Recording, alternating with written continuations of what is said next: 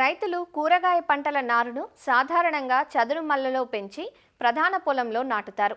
ఈ విధానంలో నారు పెంచినప్పుడు లేత నారు వాతావరణ మార్పులకు లోనవ్వడమే కాకుండా నారుకుళ్ళు సమస్య తలెత్తుతుంది. అలానే నాటే సమయంలో వేర్లు తెగిపోయి మొక్క కుదురుకునేందుకు ఎక్కువ సమయం పడుతుంది. ఇలాంటి ఎన్నో సమస్యలకు ఆధునిక పరిజ్ఞానం పరిష్కారం చూపుతోంది. అదే ప్రోట్రేలలో నారు పెంచే విధానం. ఇటీవల ఈ విధానం ఎంతగానో ప్రాచుర్యం పొందింది. మిరప, వంగ, టమాటా, బంతితో పాటు పుచ్చ, బీర, కాకర వంటి పలు రకాల తీగజాతి నారు మొక్కల్ని ఈ విధానంలో షేడ్ నెట్ల క్రింద పెంచడం వల్ల ఆరోగ్యకరమైన నారును పొందే అవకాశం ఉంది. రవాణాకు కూడా ఎంతో అనుకూలంగా ఉంటుంది. త్వరగా కుదురుకొని చక్కగా ఎదుగుతుంది. మరి ప్రోట్రేలలో నారును పెంచే విధానం ఎలా ఉంటుంది, ఎలాంటి మెలకువలు పాటించాలి వివరాలను ఆచార్య ఎన్జీ రంగా వ్యవసాయ విశ్వవిద్యాలయం, శ్రీకాకుళం జిల్లా నైరా వ్యవసాయ కళాశాల విస్తరణ విభాగం అధ్యాపకులు డాక్టర్ డి చిన్నమనాయుడు నుంచి తెలుసుకుందాం. ప్రోట్రే పద్ధతిలో నారు పెంపకం అనేది ఇప్పుడు ఒక సాంకేతికపరమైన అంశం. శాస్త్రీయంగా మనం ప్రోట్రే పద్ధతిలో నారు పెంచుకోవడం వల్ల చాలా రకాల లాభాలు కూడా రైతులకి కనిపిస్తున్నాయి. ఈ ప్రోట్రే అంటే ప్లాస్టిక్ ట్రేల్లో మనం నారు పెంచడం అన్నమాట.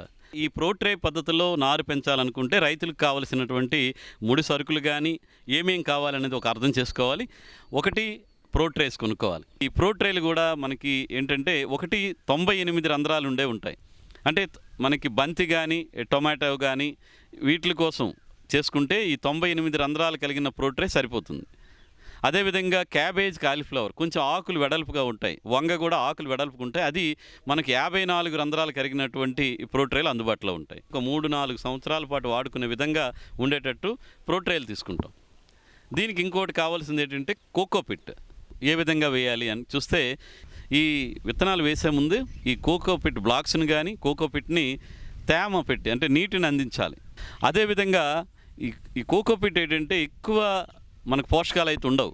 కాబట్టి దీనికి వీలైతే కనుక 60% కోకోపిట్టు, 40% వర్మి కంపోస్ట్ కానీ, లేదా 75% కోకోపిట్టు, 25% వర్మి కంపోస్ట్, ఈ విధంగా కనుక మనం మిక్స్ కలిపి కనుక వేసుకుంటే లేత నారు మొక్కలకు కూడా పోషకాలు మనకి సేంద్రియ ఎరువు రూపంలో ఈ వర్మి కంపోస్ట్ ద్వారా అందుతాయి.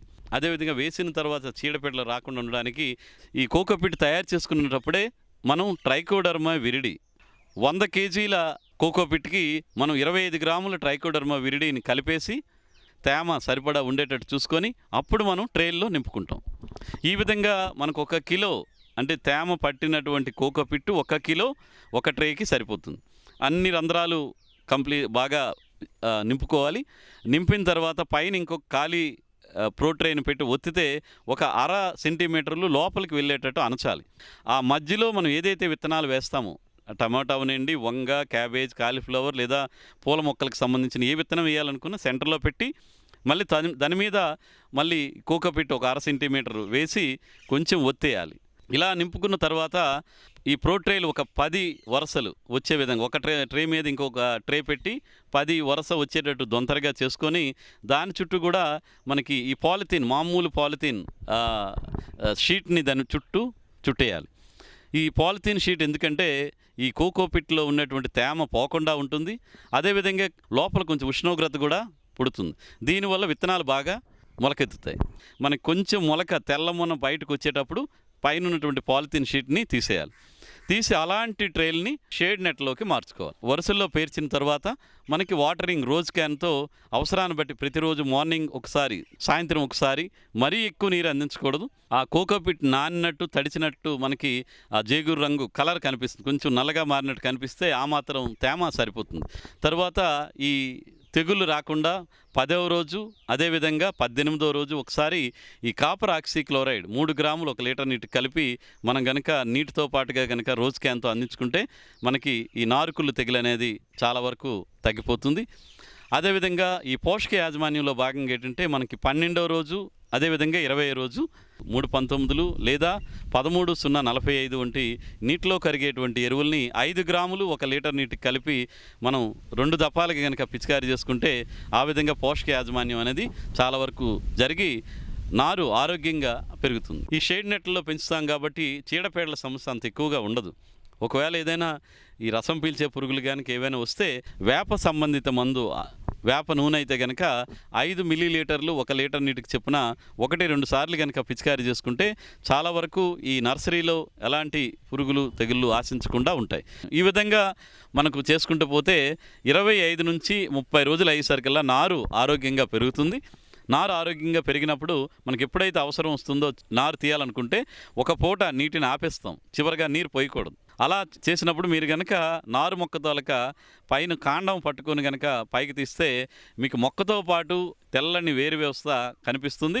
కోకోపిట్ అంతా కూడా వేరు వ్యవస్థకు అతుక్కుని ఒక బాల్ లాగా మనకి బయటికి కనిపిస్తుంది.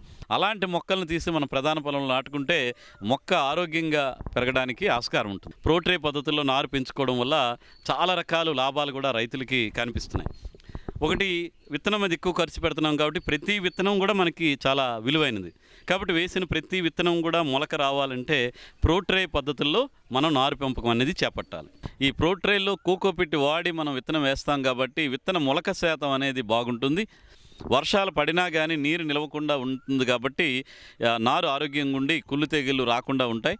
అదేవిధంగా ఈ ప్రోట్రేలో మనం కోకోపిట్ వాడటం వల్ల నారు 25-30 రోజులు పెరిగిన తర్వాత మన ప్రధాన పొలంలో నాటినప్పుడు ఈ కోకోపిట్ ఉండడం వల్ల ఏంటంటే నీరు ఎక్కువ సార్లు పోయాల్సినటువంటి అవసరం ఉండదు. ఈ ప్రోట్రే పద్ధతుల్లో కూరగాయలు కానీ పూల మొక్కల నారుని మీరు పెంచుకోవడం కానీ లేదా ప్రోట్రే పద్ధతి నారుని కొనుక్కొని వేయడం ద్వారా మంచి నాణ్యమైనటువంటి ఆరోగ్యకరమైన పంటలు పొందడానికి ఆస్కారం ఉంటుంది. కాబట్టి రైతులు ప్రోట్రే పద్ధతిలో పెంచిన నారుని వాడమని చెప్పేసి రైతులకి సిఫార్సు చేస్తున్నారు.